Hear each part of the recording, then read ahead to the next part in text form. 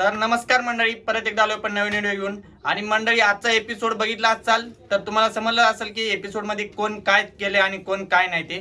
तर आज आपण तसेच मुद्दे घेऊन आलो. एपिसोड मध्ये काय झालं आणि काय नाही ते तुम्ही जर बिग बॉस बघितला नसाल आणि जर बघितला असाल तरी तुमचे जे मनात जे वाटतंय ते कमेंट सेक्शन मध्ये तुम्ही बोलू शकता आणि खुलेआम कमेंट करू शकता. काहीच कुणाची भीती नाहीये. सागर दादाचं ना मला खूप खरंच आवडलं, कारण की सागर दादा जे प्रभूला समजून घेतात आणि समजून सांगतात हे खूप म्हणजे खूप भारी आहे. आणि काहीच लोक असे आहेत की प्रभूला समजून सांगतात, किंवा काही लोक असे पण आहेत की त्याला गावठी समजतात, त्याला तुच्छ समजतात आणि त्याला जवळ पण घेत नाहीत.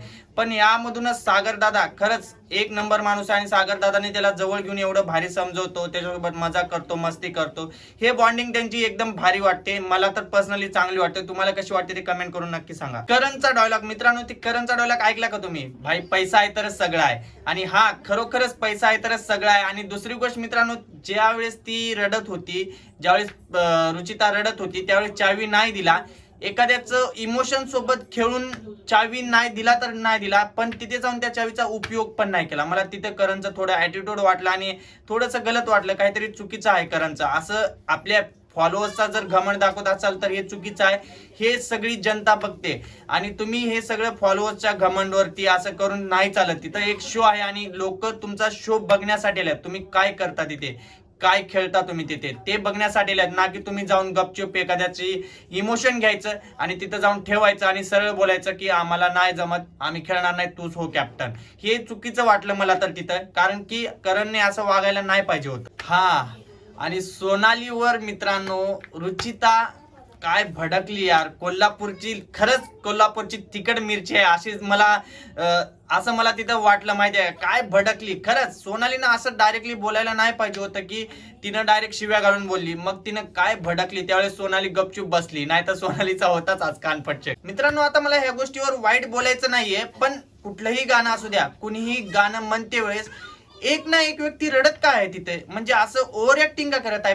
प्युअर म्हणजे प्युअर ओव्हर ऍक्टिंग करत आहेत हे लोक. मला तर बिलकुल पण आवडत नाही हे लोकांची ओव्हर ऍक्टिंग. आता एक नॉर्मली देवाचं गाणं होतं तर तिथं पण ओव्हर ऍक्टिंग, ह्याच्यात रडायची काय गोष्ट आहे बाबा? आणि दुसरी गोष्ट मित्रांनो, आता जे नॉमिनेशन टास्क होते त्याच्यामध्ये मित्रांनो प्रभूला नॉमिनेट करायची काय गरज होती? प्रभू तर खेळतोय पण, स्क्रीन टाइम पण आहे आणि कॉमेडी पण करतोय, आणि तो सगळ्यात महत्वाची गोष्ट म्हणजे तो टास्क मध्ये सगळ्यात फास्ट कामं पण करतोय. अरे जे कामं नाही करत त्यांना नॉमिनेट करा ना. हा, तुम्ही ती अनुश्रीला नॉमिनेट केलं तर ठीक आहे, कारण की ती काहीच कुठेच दिसत नाहीये, पण तिला केलं तर एक वेगळा भाग आहे.